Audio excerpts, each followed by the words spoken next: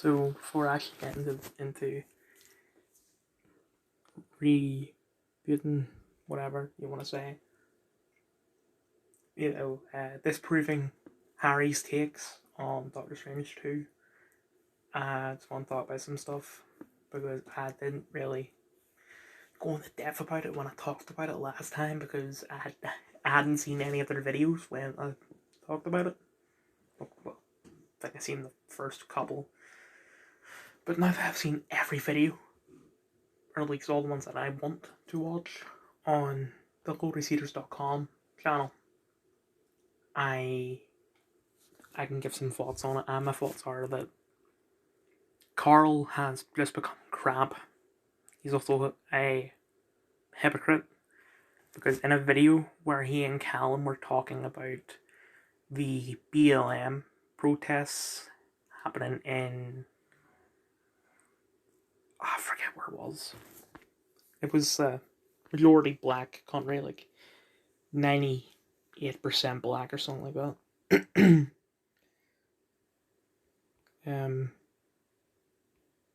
So there's a BLM protest happening there,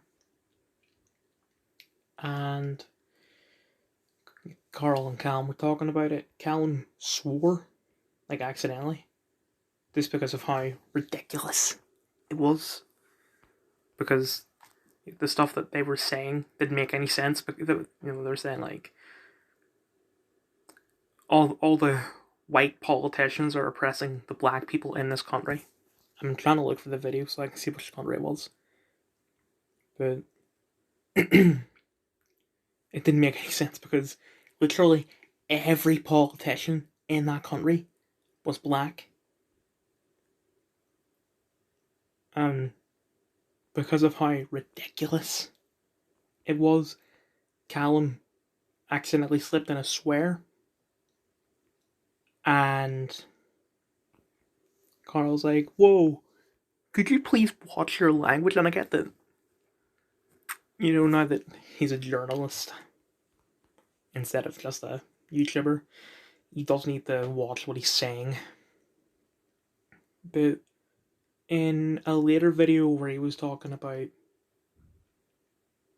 what the millennials have taken away from Gen Z,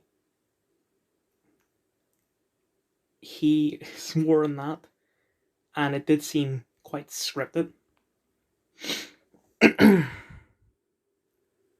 So, like, it's a bit of a chore watching these videos.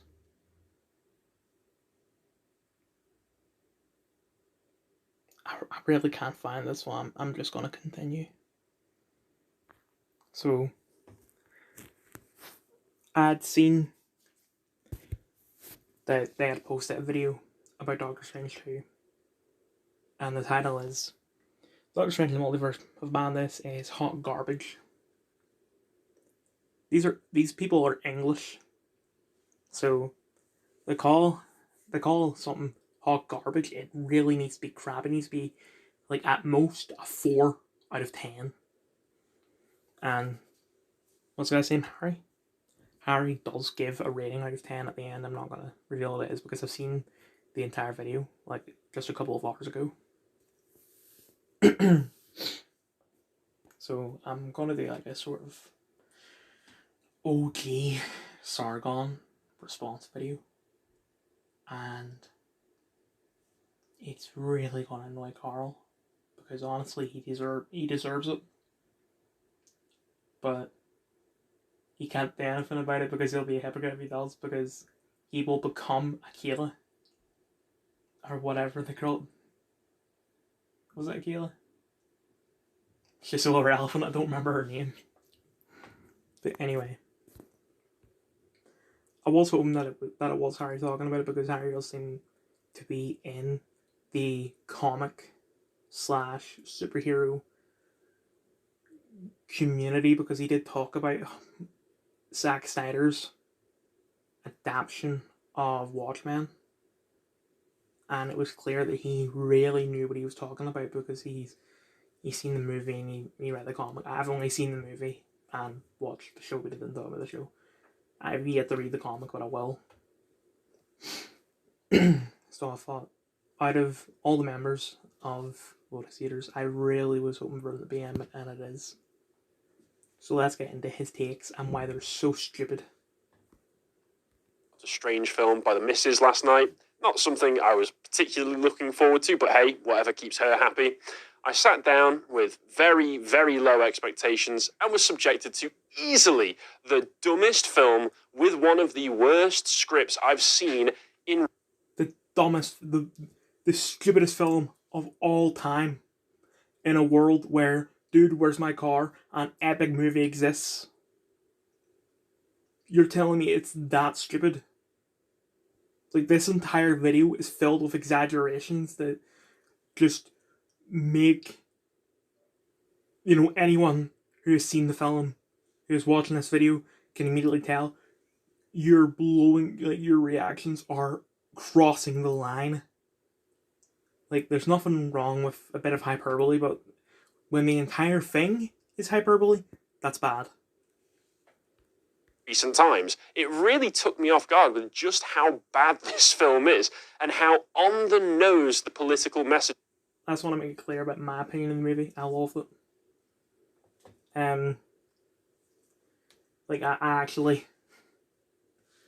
I've heard about how there's at least another 3 hours of footage that was filmed. And I hope they make a director's cut. If they make a director's cut with that 3 hours, it could even be more.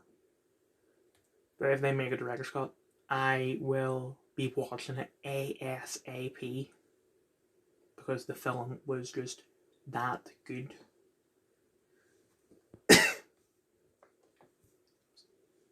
And everyone that I've talked to has been disappointed by it. But they didn't say it was bad. They just said that there wasn't enough multiverse in it. Which, yeah, there wasn't much multiverse in it, but that's because they want to leave. I know that does seem kind of stupid because multiverse is in the title. But this is the multiverse saga. They want to leave some of the multiverse stuff for other films so that it's not this one film that has the multiverse in the multiverse saga. Is as well, while also not really having a coherent or even clear political message is trying to push other than we're in on the agenda. I will get into the politics when he actually goes in depth about the politics because that is probably the stupidest bit of this video. This film is truly like a rotten onion. You peel away one layer and find another even more disgusting layer underneath it. And as such, I felt compelled to sit down and vent about it. Hopefully, you can get something out of this review too. Honestly, I've not watched... That bit where he said that he just needs to sit down and vent about this movie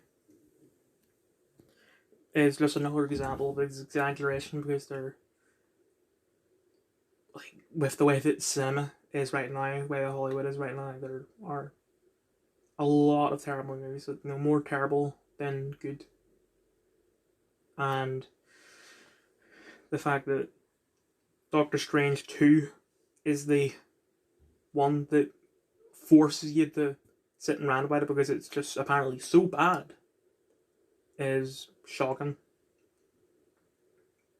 I'm trying to think of other films released in 2022 that are far worse, but I can't think of anything that isn't Marvel or DC.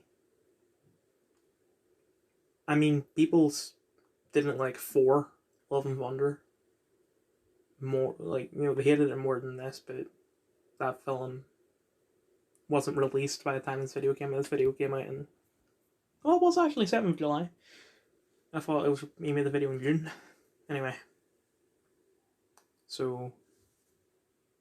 point being, there are a lot of terrible films that have been released this year so far. And you're saying that Doctor Strange 2 is the one that you're forced to rant about. And I get that you haven't seen those other video films. Like Morbius, Uncharted, The Lost City, Dog, and anything else. Doctor Strange 2 is the one that you're forced to talk about. I don't really have anything else to say. I'm just going to continue. I cared about Marvel products for a while now. The last full thing I watched was WandaVision, which sucked, and the first... I just realised I recorded the first bit of this video with my PlayStation volume still going on. Because I'm recording this while playing Agents of Mayhem. But my volume is very low on it, so like, I can barely hear it. So I'm hoping the video doesn't pick it up, because I don't want to get copyrighted. But I'd take a break, but what I was going to say was that I loved WandaVision. It's the best Marvel show in my opinion. That people will say that like Moon Knight or Loki is the best, and they are fantastic as well. But the style of WandaVision is what made it so great for me, and maybe I'm biased because maybe it actually genuinely was crap, and I just didn't really notice how crap it was because the style is exactly how I would have made the show if I was the director.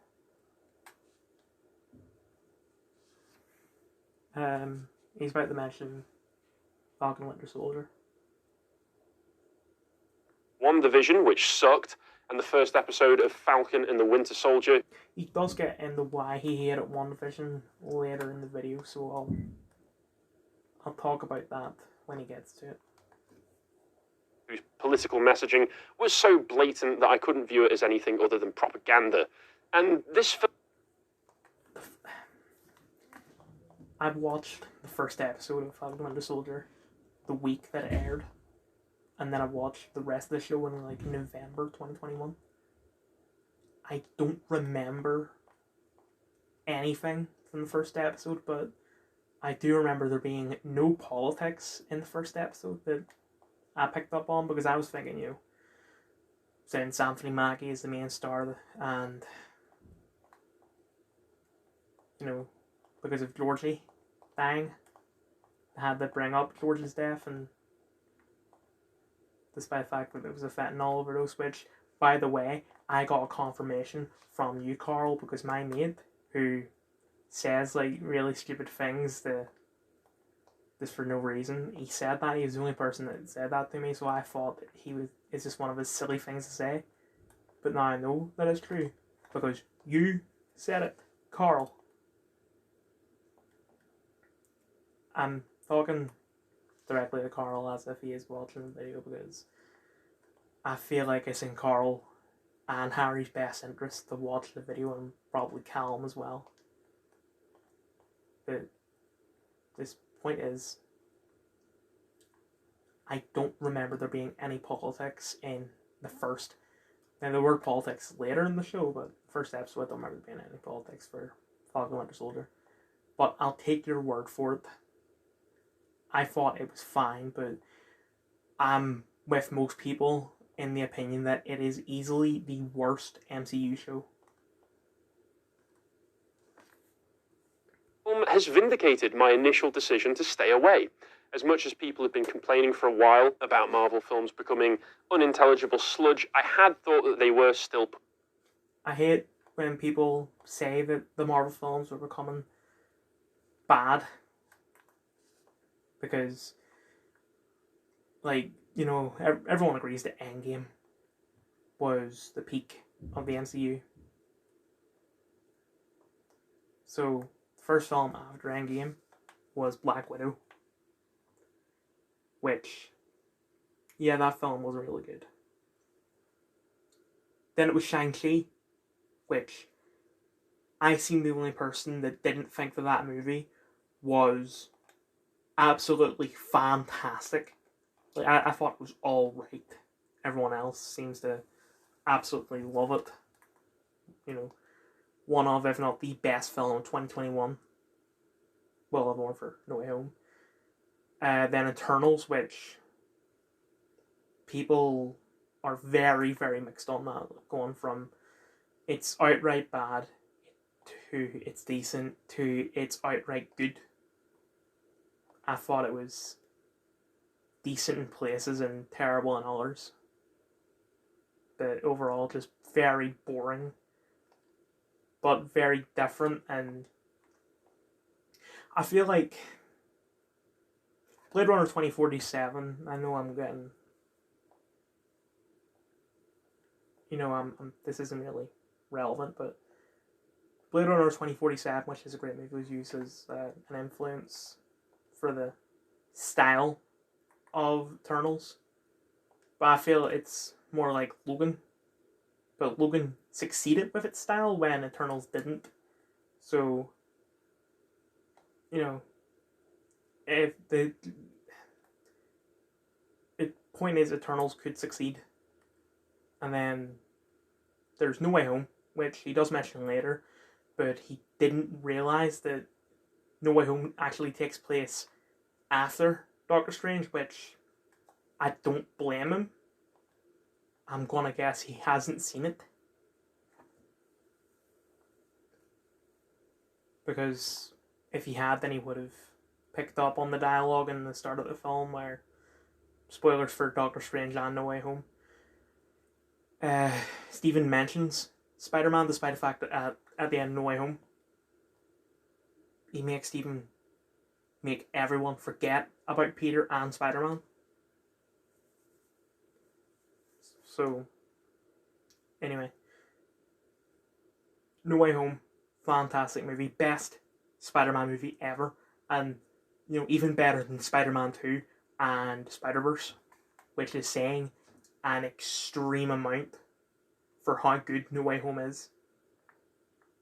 But then we go on to 2022, where we have first film is Doctor Strange. Everyone's saying that there's not enough multiverse in it. And then we've had 4, which everyone seems to be calling it crap. I've seen one person calling it a good movie, and everyone else is calling it crap, but they haven't actually provided a reason why it's crap. The only reason I can see for why people didn't like the movie is because of the floating head CGI. When the floating head CGI is in the film for like a couple minutes at most. The film, Love and Thunder, is so poorly rated that the ratings is worse than Dark World. Somehow, it wasn't that bad. It was genuinely a good movie. Obviously, nowhere near as good as Ragnarok, but still great. Still better than the first 2. And because the first 2 MCU movies of 2022 were decent to bad. People were saying that Marvel has been crap since Endgame, as if Shang-Chi and Spider-Man and also the shows didn't exist. So, you're correct that people have seemed to just hate the MCU now, but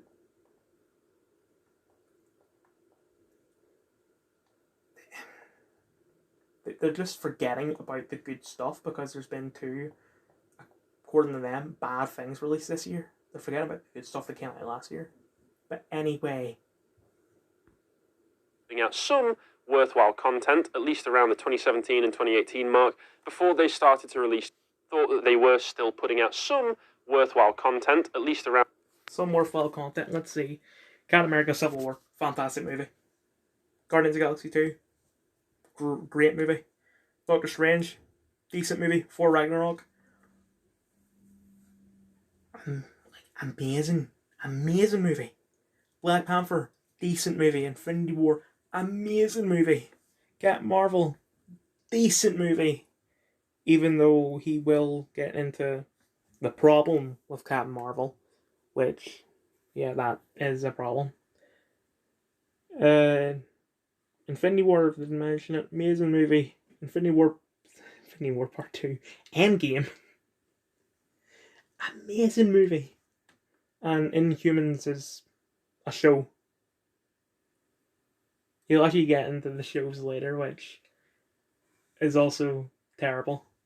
What are you saying about them? The 2017 and 2018 mark, before they started to release feminist rubbish like Captain Marvel, a film in which the moral of the story is that women who fall over can indeed stand back up and also commit genocide, which is fine as long as you're a girl boss while you're doing it.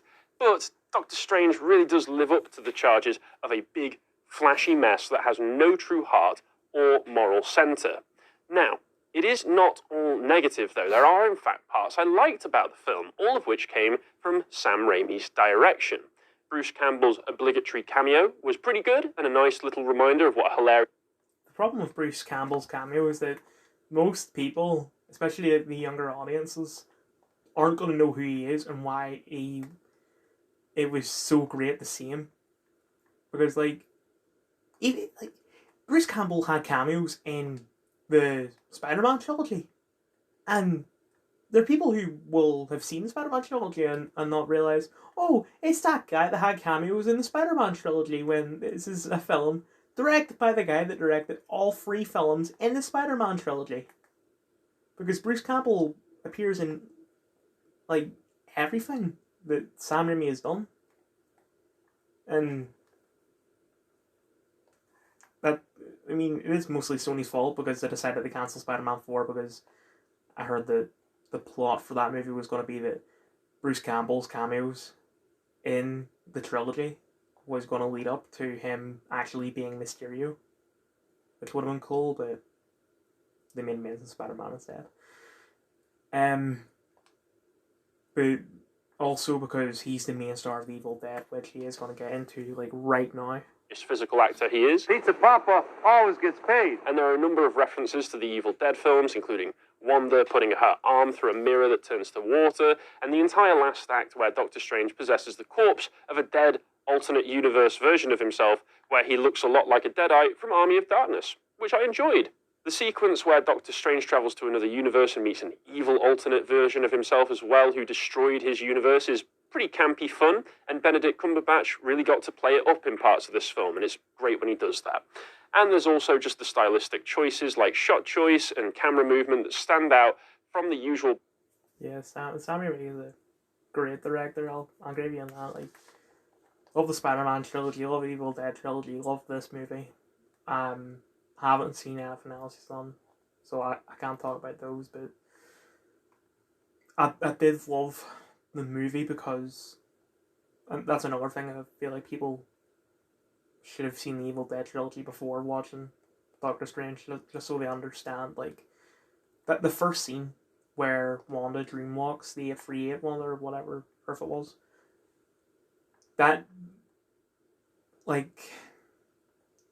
the camera shots do remind me of just Evil Dead in general. I can't think of a particular scene that it reminds me of, and that was a problem because, as said, most people haven't seen Evil Dead, unfortunately. Bland Marvel affair, and show that Raimi had at least some creative control to express his rather unique vision. This is also easily the goriest Marvel film put out in the mainline series. It's neutered a bit so that they can keep that I wouldn't even say the mainline series. I'd say it's the goriest Marvel film ever. Well, Deadpool, maybe. I haven't seen Deadpool in a couple of years, but it's more gory than even Daredevil or The Punisher. That being said, I've only seen the first episode of The Punisher, and also the bathroom fight scene. But Black Bolt, appears in Inhumans, a show that sucked. I struggled for the first episode, didn't watch the rest. Has a cameo in this for a short time, says nothing, has the most horrifying death in all superhero films, and just dies. Absolute Chad.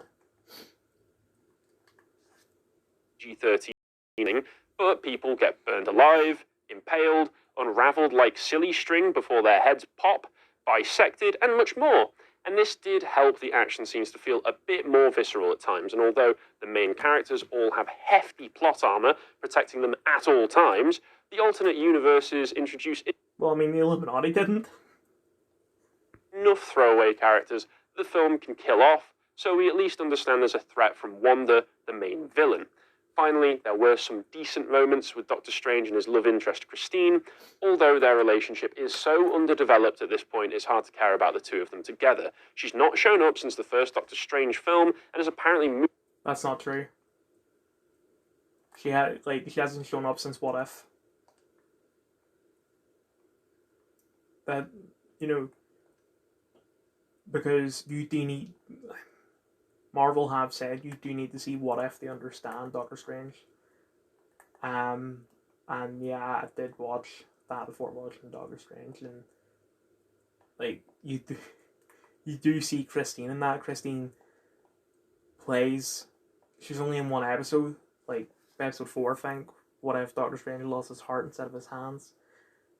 But that episode does play an important role in the last two. So it's an absolute lie, but I mean, you can't really fit Christine anywhere other than Doctor Strange movies. Because what has Doctor Strange been in since Doctor Strange? Before Ragnarok? How would Christine fit in that? Because Doctor Strange just had I guess you would call it a cameo. It feels like he's in it too long to be considered a cameo, but I'm just gonna call it a cameo for now. Cameo where it's just in his house, I'll say. Just so they have an excuse for Thor and Loki to know where their dad is. And then so Christine and Stephen aren't going out. So how would they fit Christine in that? Then there's Infinity War. How the hell is Christine gonna fit in Infinity War when most of the film takes place on alien planets and she's just a normal person?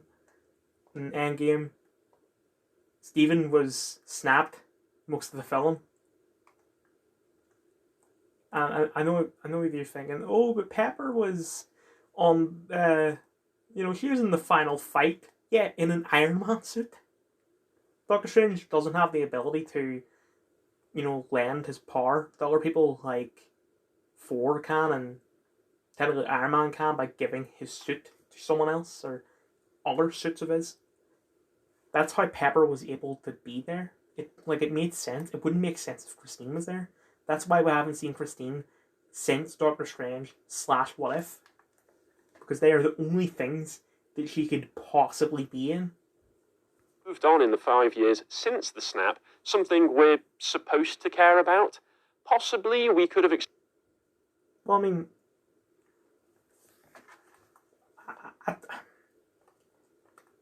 Okay, it's a political video, but I didn't really want to make it political. The divorce rates, you move on very quickly now after... They weren't even married, I don't think. They're just going out, so yeah, 5 years is a very long time to get over an ex. Even if you were married to him, and for Stephen and Christine, they weren't. And I think it was even longer than 5 years because, you'd... Right, so the film takes place in 2023. As far as I know, Doctor Strange takes place in 2016. So that is 7 years, not 5. Not that it makes much of a difference anyway. Point is that you aren't making sense. 5 years is more than enough for Christine to get over Stephen. And Stephen just can't get over Christine because it's usually the guy that can't get over the girl. Explored this a little more had this actually been a Doctor Strange film instead of a stealth Scarlet Witch flick in disguise. And here we're on to the negatives, which make up literally... I mean, he's right, but it is a Doctor Strange film. Like, yeah, I would say it's more of a Scarlet Witch film than Doctor Strange, but it's more of a Doctor Strange film than you're saying that is. So, once again, you're kind of wrong. Everything else about the film. Despite bearing his name in the title, Doctor Strange has very little to do other than to protect and ferry about the walking MacGuffin that is America Chavez, a new character who is introduced in this film as a young Hispanic girl with a... By young, what you should mean is new to the MCU. But what you do mean is new to Marvel in general. When what you're missing out somehow, when your boss Carl Benjamin talked about it in This Week in Stupid, is that America Chavez was created in the comics in 2015. I will delve into this more when you talk about it more. To hop universes, although she can't yet control those powers properly. Wanda is after her so that she can kill her, absorb her powers, and use them to... There is nothing wrong with her being inexperienced. I mean, that's what the whole point of Professor X's mansion is in X-Men. Like, it would be stupid to have a film where someone gains powers and then immediately knows how to use them. So you can't really say it's a bad thing. Get to a universe where her fake children from WandaVision actually exist so she can take the place of that universe's Wanda, who she'll have to kill. This is already starting to sound very convoluted, isn't it? This leaves very little time for Doctor Strange's personal conflict, other than the occasional idea that he might turn evil if he uses the Darkhold, an evil book of spells that corrupted Wanda. But it seems that everyone who uses this book turns evil, so I don't get why there's so much emphasis on him in particular to... It's a Doctor Strange movie. In fact, I'm going to continue for a bit. Evil, other than him being so powerful, but in a universe when you've got Captain Marvel, surely you'd also be concerned about her. But the reason why we're not concerned about Captain Marvel using the whatever it's called, I'm sorry. My memory has been getting worse and worse. The reason why we're not concerned with Carol Danvers or really anyone else using the book is because they're not really in the magic side of Marvel. She has powers and that's it. And there's a difference between having powers and having magic. Same way that there's a difference between Stephen's wizard magic and Scarlet's witch magic. So we're not concerned about Captain Marvel using the Dreamhold, whatever, is because one, she isn't in the goddamn movie, and two, even if she was, it's just not really her thing to do it. You know, she wouldn't really be interested in it when really the only two characters that have been in the MCU so far that would, three actually, that would be interested in it so far are Wanda, Stephen, and Agatha Harkness. But the reason why Agatha isn't in the film is because I have plans for Agatha just getting her own show. There might be other people, like Ultron or Thanos, but But there's now countless unimaginably powerful characters in the MCU, so the focus on him doesn't really feel earned as far as I'm concerned, other than this being his film.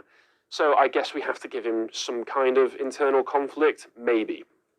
As you can imagine from the plot description I've given so far, a lot of this film focuses on Wanda and her development and internal conflict at the detriment of the actual title character of the film. But I will harp on that once I've gone over a few other things that should help provide context as to why the attempt to villainize Wanda fails.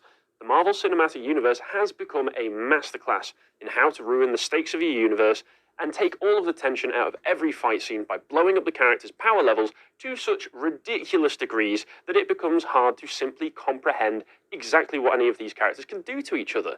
Wanda is said to be able to manipulate reality itself now, due to her taking the power of the Scarlet Witch, something which you have to have watched WandaVision to understand, and when you know the characters are capable of something like this, the question becomes, why doesn't she do this all the time? If she can... She didn't have the power to do it all the time. You're asking very stupid questions. And reality, why does she spend so much time shooting lasers like someone out of bloody Dragon Ball when she should be erasing people from existence? Okay, I'll admit that there are some parts where you are correct, and this is one of them. But you have to suspend your disbelief. And I have a feeling that because Captain Marvel came out before Endgame, you wouldn't have seen Endgame. But if you would have... In fact, Infinity War, although that came out after Black Panther, so you probably didn't watch that, but Infinity War, you suspend your disbelief because Thanos could have easily used the Infinity Stones to double the amount of resources instead of having the population.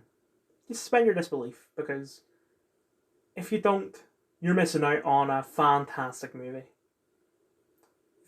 I don't know if you watched Game of Thrones, but you suspend your disbelief for Arya and just how young she is, but she's somehow gonna kill Cersei and everyone else.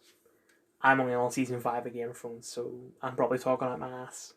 But you get the point. Using just her mind. And if that's something she can't do, it just goes to show how confused and unclear her powers are.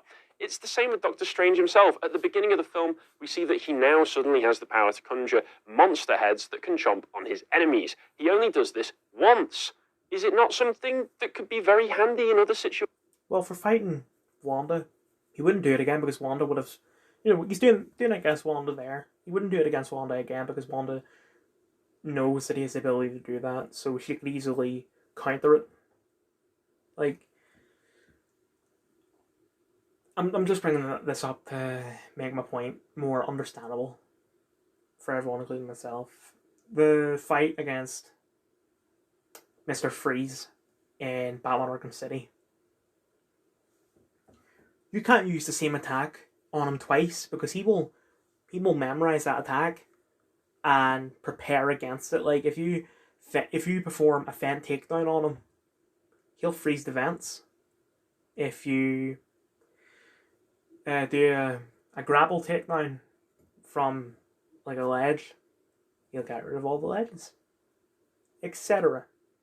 It's the same for this. As for doing it against other people like Sinister Strange, once again, you're right. Although, you're only half right because it would be a very boring movie if Steven just spent the entire time attacking all his enemies with the dragon heads. So once again, you suspend your disbelief because a good fight scene is one that doesn't repeat the same moves. And you're probably going to get pissed off by me saying this, but a good fight scene is a diverse fight scene. And by diverse, I mean diversity of fight moves. If a fight scene between me and you, and I punch you over and over again, in the same place, same style, same camera shot, it's boring. But if we add some kicks, you punching me, other kinds of attacks, maybe some weapons, then that is more interesting. If he can do this, what else can he do? Does he have some kind of World of Warcraft cooldown timer on his abilities? How am I supposed to understand? Right, because World of Warcraft is the only game where you have cooldown on your abilities. This isn't really much of a point, but you could have just said a cooldown, like any video game. Mistakes of any fight scene when the characters have ill-defined powers at best and don't take advantage of the ones I don't know they can use. Answer, I can't. And all the tension dissipates because now all I know is we're dealing with idiots. Because the characters that we're viewing are supposed to be intelligent is one of the things that can make them compelling. But that intelligence isn't supposed to just switch off the second someone starts throwing punches and things start blowing up. When the characters act stupid in action scenes, that's not something separate from the character, it's a display of their character, and it makes them harder to take seriously in every other scene when we begin to recognise that they might turn into a moron and at any second if the script depends on it to get to the desired set pieces. And that's what a whole lot of this film boils down to, dumbing down every... Your problem, your problems with the movie is also Savvy's reason why Last of Us 2 was so good. You're saying that basically you refuse to suspend your disbelief when if you do that then you can't watch anything really at all. And I mean, if Carl or you or anyone else watching it, you're not going to know what I mean by savvy. It's a colleague, a peer of mine, who he loved The Last of Us 2, and his reason, like we had an argument about the game because I hated it, he loved it. Or at least at the time he said he loved it, he's changed his opinion on it now. His reasoning for why it was so good was basically that it was like everything else in the fact that it had a beginning, a middle, and an end. Character and throwing in every coincidence imaginable to get to the flashy set pieces that you are after, supposedly. And no doubt some of those set pieces are very impressive. I just don't care what happens to any of the characters in them. And on that note, this also comes in as public enemy number 1 of films you absolutely cannot understand without watching literally everything that came before it. To understand the Darkhold, the mystical evil magic book that holds the whole plot together, you have to have watched at least WandaVision and possibly Agents of S.H.I.E.L.D. and also the 3rd series of The Runaways as well. No, not really. You don't need to watch Agents of S.H.I.E.L.D. or Season 3 of Runaways. I haven't seen Season 3 of Runaways. I don't know how the Darkhold would be relevant to that show, but okay. I have seen WandaVision and Agents of S.H.I.E.L.D. You don't need to watch Agents of S.H.I.E.L.D. either. The only thing you need to watch to understand is WandaVision. You're saying that like it's a bad thing, but really, view it this way.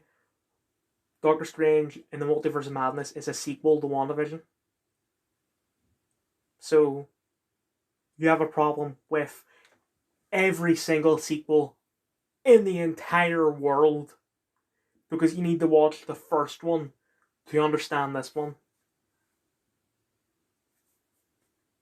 Like, yeah, Marvel is different because the amount of spin-offs and all, you know, you need to watch, say, Captain America to understand Black Panther. That makes it slightly different. But not different enough for you to have a valid point. All that trash TV just to understand what this stupid MacGuffin does in this film. Even after watching it, I'm still unsure of what it does, other than make you more powerful in a nebulous way and corrupt the people who use it. Oh.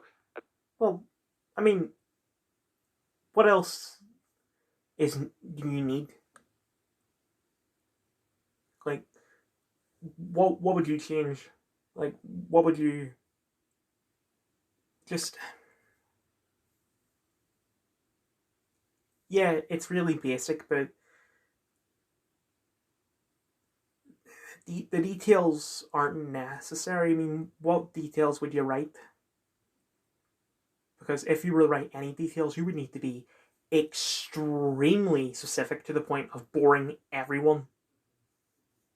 That is why no details were given other than it makes you powerful, but it makes you corrupt.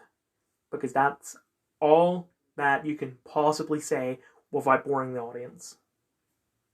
Oh, but then you know, if it's like that, then they shouldn't have had it in the first place. No? I mean, the Dark World isn't really an original concept. There are other pieces of fiction out there that have books that make you more powerful but make you corrupt. I just can't think of any right now. I'm like, isn't there one in Lord of the Rings? In fact, doesn't the ring corrupt? So the ring. Now, forgive me. I've only seen the first Hobbit movie, the first Lord of the Rings movie, and read the first book, and also read the Hobbit book. So I haven't seen Two Towers or Return of the King. But from what I've gathered of the ring, it makes you invisible, but it corrupts the user. Like, you don't seem to have a problem with that. Because the descriptions given for the ring is the exact same. Well, at least my descriptions is the exact same for the descriptions given for the Darkhold. You're being hypocritical is what I'm saying. There's also a Darkhold book in every universe of the infinite universes, but there's only one temple monument in the main Marvel universe that's somehow tied to all of them, and if you destroy that one, they all burn. Begging the question of how did the other Darkholds get out into the universes, if this is the only universe that has a temple that the spells could be copied from, unless this existing just materialised Darkholds in all of the other universes. Never mind. Once again, you have a point, but you need to suspend your disbelief. Trying to understand it makes my head hurt. Anyway, listen, this may all sound nitpicky, but if you want me to be invested in your universe, it needs to operate on clear and understandable rules that I can follow. How do I get invested if your fiction doesn't even follow its own rules, or far too often fails to even establish them? And God forbid, if you want to watch the Doctor Strange film as a sequel to the first Doctor Strange, between that one and this one, to understand what's going on here, you need to have watched Avengers Age of Ultron, Captain America Civil War, the first Doctor Strange, Thor Ragnarok. To understand what happened between Doctor Strange 1 and Doctor Strange 2, you need to watch Doctor Strange 1. Wow, I couldn't tell. Avengers Infinity War, Avengers Endgame, and Spider-Man No Way Home, and all of the... You're also missing out Black Panther and Captain Marvel, but you don't need to watch No Way Home. Because No Way Home actually takes place after Doctor Strange 2, and I get that you didn't understand that because of Corona, they switched the movies around. They were supposed to have released Doctor Strange, then Spider-Man, but they did Spider-Man, then Doctor Strange. Right, that's Disney's fault, and also China. Fine, but I mean, you could have done research on it. TV shows I've mentioned above. You don't need to watch all the TV shows. The only TV shows that you need to watch are WandaVision, Loki, and What If. Like, don't need to watch Falcon Winter Soldier. Don't need to watch Hawkeye. Don't need to watch Moon Knight. Don't need to watch Miss Marvel. Even though Miss Marvel came out after me, you get the point. Listen, unless you've been following this from the start and not missed any of these, then it's not worth trying to catch up just so that you can ingest the cinematic equivalent of slop. Even if you have caught up with all of this, just don't bother. Anyway, back to Wanda's character then. As mentioned, she's just as much the main character in this film as Doctor Strange is, if not more so. So justifies... I'm gonna go a bit further than what you said. To understand Doctor Strange 2, you need to start all the way with Iron Man. Because that's how the MCU works. You can't watch one without watching everything else. And there's absolutely nothing wrong with that. I mean, there are memes saying, like, children in, 2060, when they need to watch 600 movies and 800 shows to understand Captain America 10. Right, that seems a little... Well, that seems very stupid and time-consuming. But right now, when it's only however many shows and movies, it's fine. Nothing wrong with it whatsoever. a look at her development and motivations. Last time we see her in this universe is WandaVision, where she possessed a whole town to live in a fantasy where she has children with her now dead boyfriend Vision. Ripping that show apart is a whole other matter, but it's enough to say that by the end of that show, Wanda had let the residents of Westview go free, is regretful of the literal psychological torture she put them through, and has the Darkhold in her possession.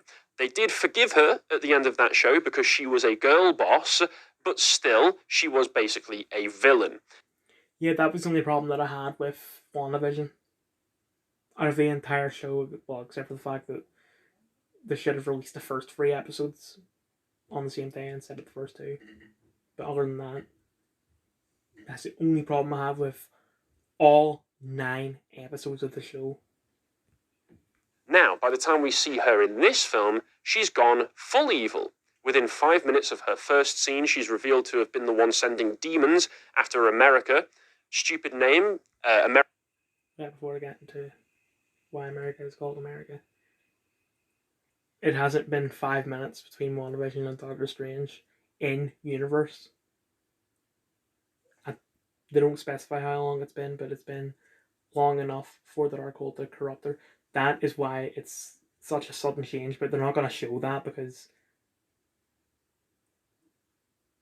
it's not really interesting for anyone at all. Chavez, and then 5 minutes after that, she's bombarding the magician's stronghold and casually murdering magicians who are trying to keep America safe. Once again, stupid name. The pacing in this film... You don't need to repeat yourself immediately after. If I did that, and I've been told to repeat myself in media, but not that often, like not that quickly. It's honestly wild. Now, I am at least glad they kept her a villain, despite the strong, independent black woman forgiving her at the end of WandaVision. It did have me worried that they were going to ignore that she enslaved the whole town just to keep her fantasy life with fake kids, but this transition from TV to film is just way too sharp. She goes from... It isn't. At all. Being a regretful half-villain, sympathetic anti-hero at the end of WandaVision to a full-on murderous psychopath in this film who at multiple times possesses an alternate version of herself in a parallel universe and... Have you not seen Spider-Man 3? Because that's exactly how Venom works. Start of the film, he's fine, he's the hero, and then the symbiote gets him, and he becomes evil. And that was as sharp as this is. Yeah, Spider-Man 3 wasn't really that good of a film, but you wouldn't act like that is as bad as dragging as this is. Forces her to murder innocents. I would have liked to have seen the development that led to this drastic shift. It kind of helps me to understand where the character is and what she's thinking, and the influence of the Darkhold and introduction of the Scarlet Witch in WandaVision also makes it unclear as to whether the actions we're viewing are really being motivated by Wanda in the first place, or the various dark magic beings and artifacts that seem to have taken control of her. The drama of her character is lost if I'm not even sure she's got agency over her own actions. And then there's the sheer level of coincidence that drives this plot forward. Like Doctor... It's almost as if you've never seen a film that has any sort of virus-like thing in it. Like the Guardians of the Galaxy game with the Magus. You'd be complaining that, oh, it's such a sharp turn that Drax goes from just wanting to kill people to being a religious cultist. Like there's a proper good reason for it, and that is that he was infected with the Magus. That's the reason why he's a religious cultist. If you become infected with the Magus, it does that. Makes sense. You can't complain. Why are you complaining about this? Because that is exactly how it is with the Darkhold. Strange is happening upon the main villain Wanda when he's trying to figure out who sent... It didn't just happen upon her. He realised, who could have done it? Only person that could have done it is her, so we went to her. Because, right, if that's your problem, then who else could have done it? the interdimensional demons after America. Even before that, there's the coincidence of America landing in Doctor Strange's universe at the right place and time to be within view of him when she's being... It's almost as if you've seen a recap of the film and not actually seen the film yourself. It's not that America landed next to Stephen. It's that America landed in New York, we'll say Brooklyn, when Stephen was in Manhattan at Christine's wedding. I get that it wasn't that far apart, but I'm just going to say that for convenience because I don't know New York. So, America lands in Brooklyn.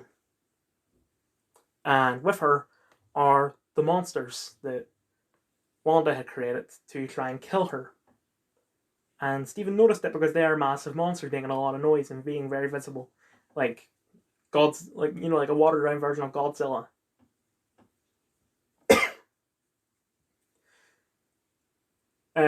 So him being a hero decided that he needs to go to Brooklyn to save the people being killed by the monsters. Not America. He doesn't know America exists at this point. Just all the random civilians that are around there because it's New York, where it's a mega city. Those monsters that big can't step anywhere without crushing people because of how many people there is in New York. Attacked by one of Wanda's monsters. Even before that, America herself is the one person in the whole universe who can hop at will between universes and is in fact the only version of herself that exists within the multiverse without any of the doppelgangers that all of the other characters have. I get that they're establishing... Because she's a multiversal being. And I mean, I understand that as far as I know, Kang the Conqueror is also a multiversal being, but there is multiple versions of him, I think. I haven't done any research on that yet because I want to go into the Kang Dynasty Avengers movie blind in 2025. So I could be wrong on that part, but you get the point. Histories for an America Chavez film. Can't wait for that one. But I mean, everyone is getting... If you don't get a film, you're getting a show, and I think America's going to get a show. I don't think she's going to get a movie. So if you're going to complain about that, complain about all of it. Oh, wait, you already have. Like an idiot. When the entire plot revolves around her powers, it's kind of important to understand these things. And isn't it incredible? What are you not understanding? Like, her power is to travel the multiverse, but because she only recently had discovered her powers, well, not really recently, but she's only coming to understand them. She hasn't mastered them. That is the reason why she can do all this, but she also can't. She has the ability, she just doesn't have the skill. That's the best way I can put it. This makes sense, I just can't find the words for it. Every single other infinite universe, Wanda has kids, but the one universe where she doesn't have kids, also happens to be the universe that holds the temple that binds all the infinite... Okay, another thing that you're right about, I'll admit. Once again, suspension of disbelief. Number of Darkholds together, and if destroyed, will destroy all of them across the multiverse. Now that sounds to me like an awfully convenient way to write yourself out of the corner you'd so obviously written yourself into. And this is all not to say about how quickly the plot of the film falls apart when you ask one simple question.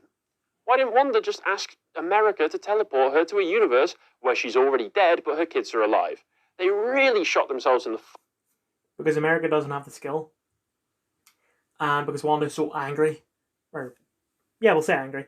She's irrational, she's not thinking, America doesn't have the ability, so if I take her abilities, I won't have the ability.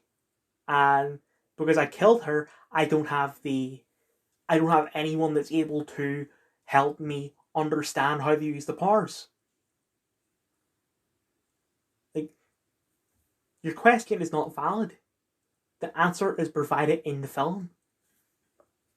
By at one point specifying that there's infinite universes and that dreams are visions into our alternative lives. It's not necessarily that dreams are visions into our alternative lives. I mean, I don't remember them saying that, but I'm going to assume that they did say that. But the way that the multiverse is supposed to work is that it's infinite. Like, if it's not infinite, then it's not a multiverse, really. Every choice, like, you should watch Everything Everywhere All at Once to understand this. Every single tiny little choice that is possible will create alternate universes. Like, say, like a very basic one is go left or go right. In this universe, you go left. But in an alternate universe, you go right. And in an alternate universe, you go back, etc. It's infinite. So, any dream that I have, there's an alternate universe out there where that happens. I'm trying to think of a dream that I had, but I haven't really had any recently that I remember. Even reinforced when Wong says that his recurring dream, where he's naked being chased by a clown, is actually a vision from a universe out there where that's happening. That's just a joke. You know, it's just a throwaway gag. You're focusing too much on it. To him. If there's a universe in the literally infinite multiverse where something that ridiculous can happen, there is at least one where Wanda can enter without having to murder or possess her alternate self. What they should have done is limit the number of multiverses to only a few hundred if they want the multiverse concept. That way they could plausibly say that there really is no other universe. See, if you want a multiverse with limits, just watch Arrow vs. Crisis. But oh no, you have to watch the first 8 seasons of Arrow and everything else. No. Yeah. And like when it comes to Crisis, it's multiversal, but there isn't much multiverse happening in it. The show, like the Adam West, the universe of Adam West, Batman, just the show that it's dead. The show Earth X from the Crisis on Earth X crossover event from a couple of years prior. The show that it's dead. The universe of the Birds of Prey show. The show that it's dead. And Titans is nearly dead. Black Lightning nearly dead, etc. And then really the only multiverse that's happening is that they go into Earth 38. Spoilers for Crisis, by the way. They go on this Supergirl's Earth. Because that is the latest victim of the antimatter wave, which is what's wiping out the universes. You know, they go there to make sure that everyone gets out of the universe before the antimatter wave can hit them. Then they go back to Earth 1. And they do some more small multiverse hopping because Lex Luthor wants to kill every Superman out there. Which is really just an excuse for him to put Tom Welling in it. They go to Earth 666 just for an excuse to have Lucifer in it. And also because they need to go to Purgatory to get Oliver. And that's really it. Just point is, you want a multiverse with limits, you have the Arrowverse. It's where Wanda's ideal circumstances exist, but they didn't. Along with all the other issues it causes, it again just makes her seem stupid. But alas, this decision destroys the whole narrative purely through the hubris of obviously wanting there to be infinite universes so they can use that in the future for more stories if they ever want to bring characters back to life. Don't be surprised if you see Robert Downey Jr. returning to these in a few years when he gets bored and fancies and... It hurts that he's correcting this because Robert Downey Jr. did film scenes for the film for Doctor Strange 2. They just cut it out because like 5 hours. But if he returns, it won't be in a permanent role. It would be as small as the Illuminati's role in the film. Nice big paycheck. Now that I've gone through all of the nerdy stuff that bothered me, and should bother you too if you care about film, let's discuss the simultaneously subtle... Because it's the MCU that's killing films. It's not as if we have YouTube. I've talked about this before, but I'll show you just in case. We have movie recap channels on YouTube. Let's go to search the movie recap filters, type channel, apply. Movie recaps, movie recall, film recaps, sci-fi recap, film express recaps. All these channels is what's ruining cinema. Let's look at movie recaps. Videos. We'll have a couple. Okay, most of these are films that you've never heard of. They're... Oh, God. How can you quickly... Most of them are quite indie. And also most of them are foreign, so the English-speaking audience would have heard them. But they also fit in some more popular stuff in there. Okay, so it's not this channel, but one channel... Okay, look, there's Red Sparrow. The Jennifer Lawrence movie. I've seen another channel recap Fight Club, as if it's the same as every other movie's recap on that channel. You know, you have low budget indie Spanish films that no one, even in Spain, has even heard of, and then you have Fight Club, and he recaps those movies as if they should be grouped together when they're not. That is what is ruining cinema, not the MCU.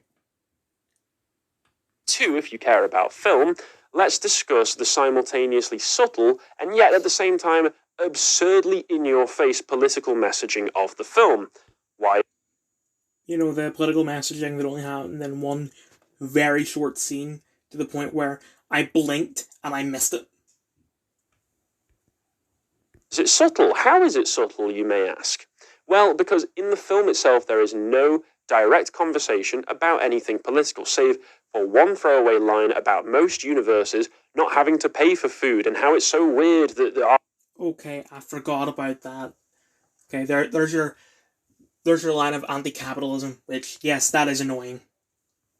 Okay, I'll give you that, but that's one line in a 2-hour movie. Our universe is the only one that needs to pay for food, although that is played as a joke and leads to the Bruce... See, it's a joke. And while the joke did have political messaging in it, it's a joke instead of where other films could have been like, your universe is evil because you have to pay for food. Campbell cameo that I mentioned earlier, which is the best part of the film, so while it is irritating, I can forgive it. But what is unforgivable and impossible not to notice is that America Chavez, whose name alone, as I've mentioned, sounds like some dumb political statement, has an out... Now, you should know this considering your boss, and I did mention this earlier, and I'm going to get to it now, your boss, Carl Benjamin, right? You should know the reason why America Chavez is called America. Because Carl covered it when the character was first introduced in the comics in, I believe, a This Week in Stupid video from, I'm pretty sure, 2015. Where they call her America because she's Latina, 2 moms, minority, because that's what Marvel believes America should represent. That is why she's called America.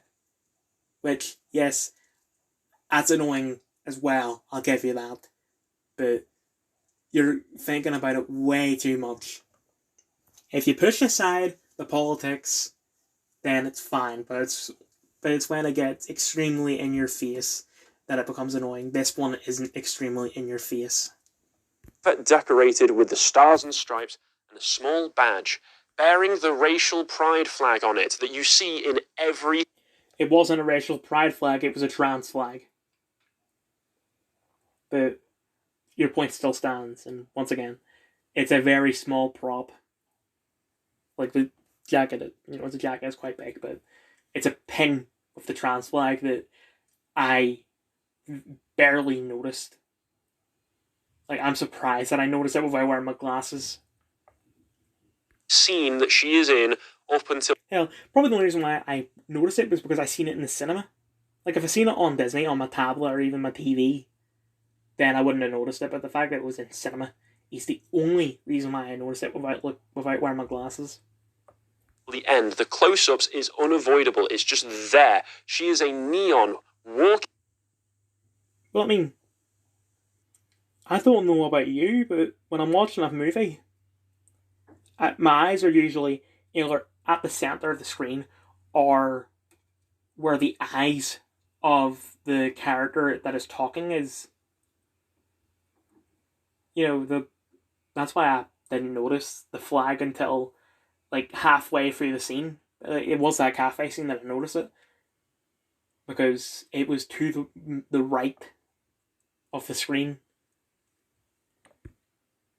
Billboard screaming the political beliefs of the writers, producers, and everyone involved in this production. What makes this stand out even more than it just being there is that she's from an alternate universe where she has two mothers. This is her tragic backstory.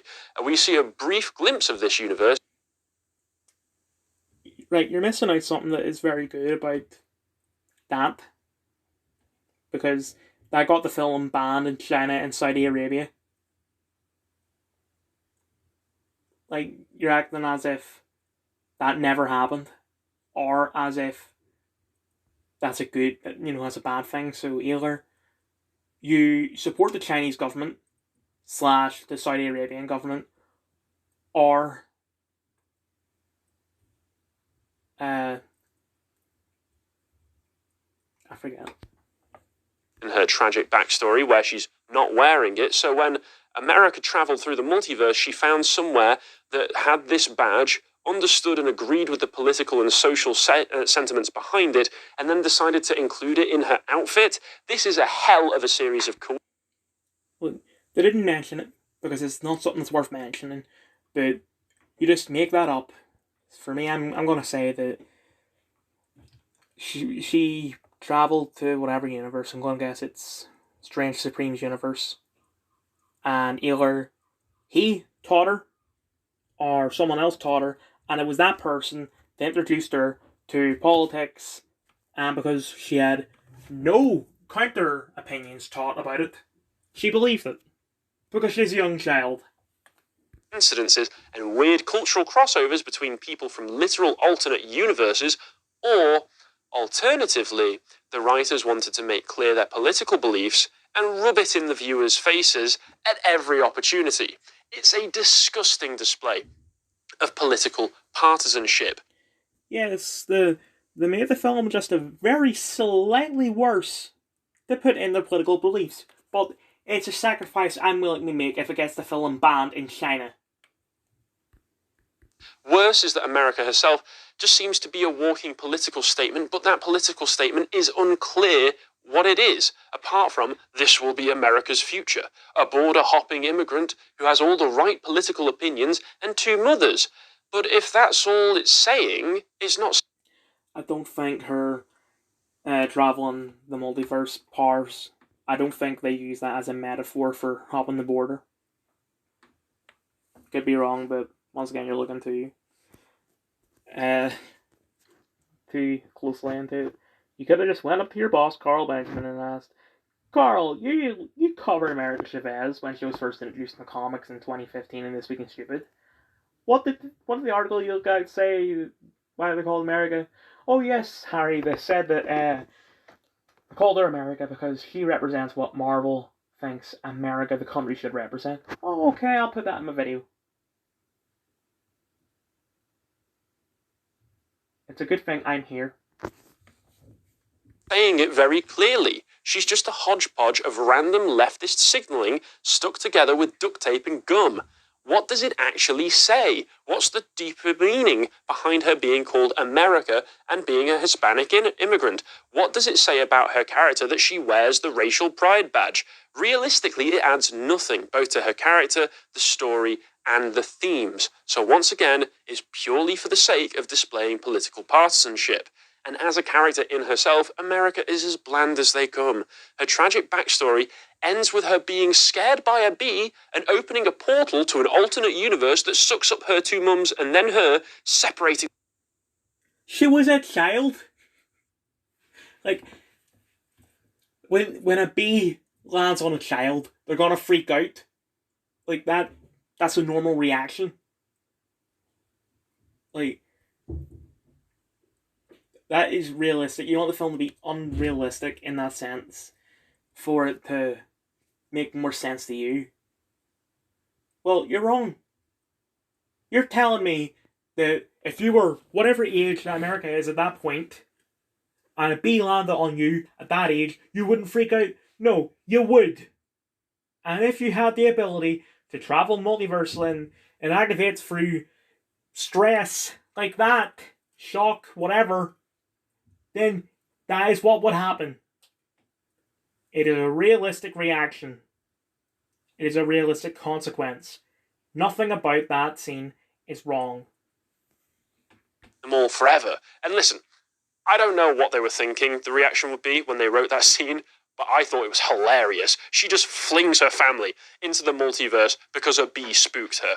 I know there's the trope of young heroes causing damage through being unable to control their powers, but they couldn't think of something better than that. It's hardly compelling. Well, then you think of something better. Fix it. Come on.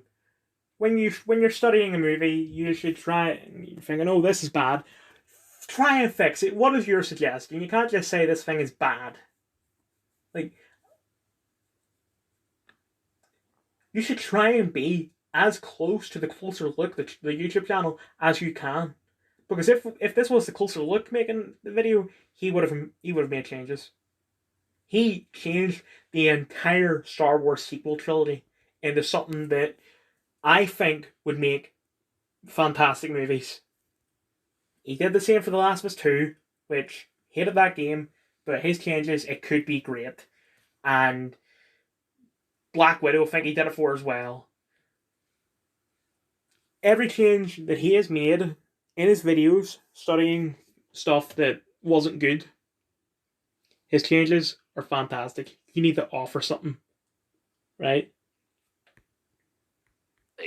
And then mixed in with America's complete lack of character development and sudden change at the end to being able to control her powers completely, a moment that the film seems to think it has been earned, but hasn't, it just makes it her a... I know it's kind of hard to prove how it hasn't, but how has it not earned that?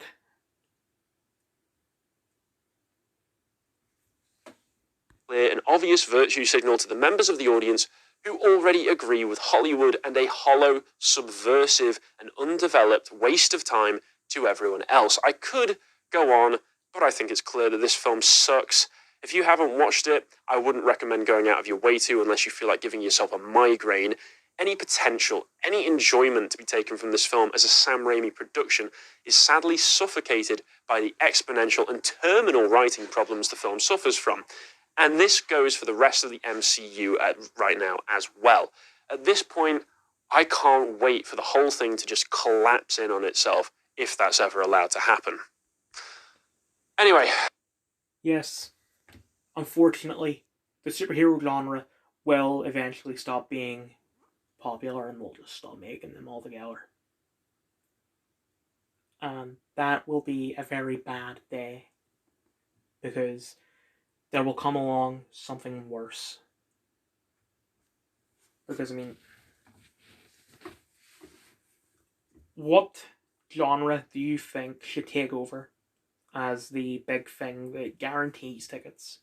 And you can't just say that, films that are good or films that are smart, films that challenge the audience, something like that. You can't say that because I'm not talking about that. I'm talking about genres. What genre do you think should take over? Because you should watch Rango and Logan, even if you haven't seen the previous X-Men movies. Because both of those movies said the same political message. Or not political, but not the same message. Right? Rango is a animated Western movie, two different genres that they've combined together. It's really the only thing I can think of that is animated in a Western, other than Cowboy Bebop. The reason why they made it an animated Western movie is because in the 60s, right, we didn't have superhero films in the 60s. Because we didn't really have superhero films until 78 with Superman. But in the 60s, they had Westerns. All you had then was Westerns. And that lasted until the 90s, with Clint Eastwood carrying the entire genre on his back. Okay, maybe early 2000s if you count Walker, Texas Ranger, but I've never seen the original show, so I don't really know. But, you know, when I would say that it's Toy Story. I wasn't there in the 90s when it happened, so I don't know. But I guess it's Toy Story that kicked the trend of animated movies being the norm that guarantees tickets. And in 2010, they made Rango. And the message of the film is that the Western genre is dead. It's oversaturated. And now the animation genre has been oversaturated. Logan did the same thing. The Western genre is oversaturated, and now the superhero genre is oversaturated. What do you want to take over from the superhero genre and be the norm that guarantees tickets? Because I can't think of anything that would be better. It's guaranteed to be worse. Well, that's another thing. It gives the film a 6 out of 10. 6 out of 10 isn't what I would call hard